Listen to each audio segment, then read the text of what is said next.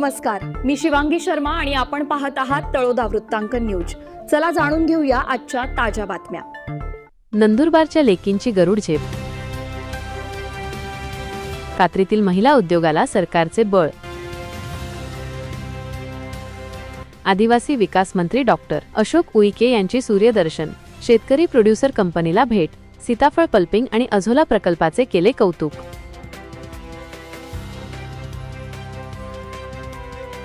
नमस्कार। दुर्गम भागातील आदिवासी महिलांनी एकत्र येऊन सुरू केलेल्या उद्योगाला आता थेट राज्य सरकारची भक्कम साथ मिळाली आहे।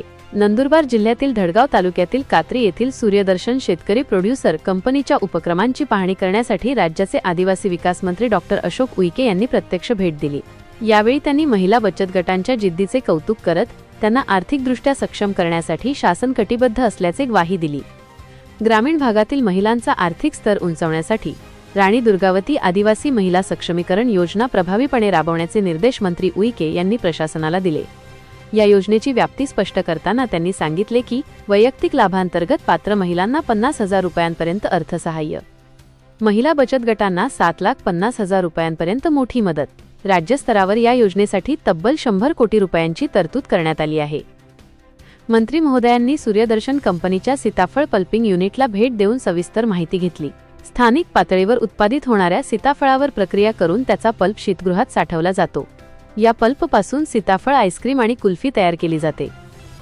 आदिवासी भागातील कच्च्या मालावर प्रक्रिया करून त्याचे मूल्यवर्धन करण्याचा हा प्रयोग नंदुरबार पॅटर्न म्हणून समोर येत आहे। तसेच पशुखाद्यासाठी उपयुक्त असलेल्या अझोला प्रकल्पाचीही त्यांनी बारकाईने पाहणी केली। या प्रसंगी आमदार आमशा पाडवी, आमदार राजेश पाडवी, आदिवासी विकास विभागाचे अप्पर आयुक्त दिनकर पावरा, जिल्हाधिकारी डॉक्टर मिताली शेट्टी, प्रकल्प अधिकारी चंद्रकांत पवार, कृषी तज्ज्ञ डॉक्टर राजेंद्र दहातोंडे, जिल्हा नियोजन अधिकारी शशांक काळे यांच्यासह अनेक अधिकारी व कर्मचारी उपस्थित होते। आदिवासी महिलांना केवळ रोजगाराच्या संधी देणे एवढेच आमचे ध्येय नसून त्यांना स्वावलंबी बनवून समाजात मानाचे स्थान मिळवून देणे ही शासनाची प्राथमिकता आहे, असे डॉक्टर अशोक उईके यांनी सांगितले। कार्यक्रमाच्या यशस्वीतेसाठी कंपनीच्या अध्यक्षा अनिता वळवी, सचिव अरुणा वळवी, संचालक शिवा वळवी, संदीप वळवी, सुभाष पाडवी आणि सीईओ उदयसिंग पाडवी यांच्यासह नथमल पटले, रवींद्र पाडवी आणि सर्व महिला बचत गटांच्या सदस्यांनी परिश्रम घेतले। कात्री परिसरातील शेतकरी मोठ्या संख्येने या सोहळ्याला उपस्थित होते। तळोदा वृत्तांकन न्यूज नेटवर्कसाठी उपसंपादक रवींद्र वळवी मुलगी। आजसाठी इतकेच। अशाच ताज्या आणि महत्त्वाच्या बातम्या पाहण्यासाठी आमच्या चॅनलला सबस्क्राइब करा। धन्यवाद।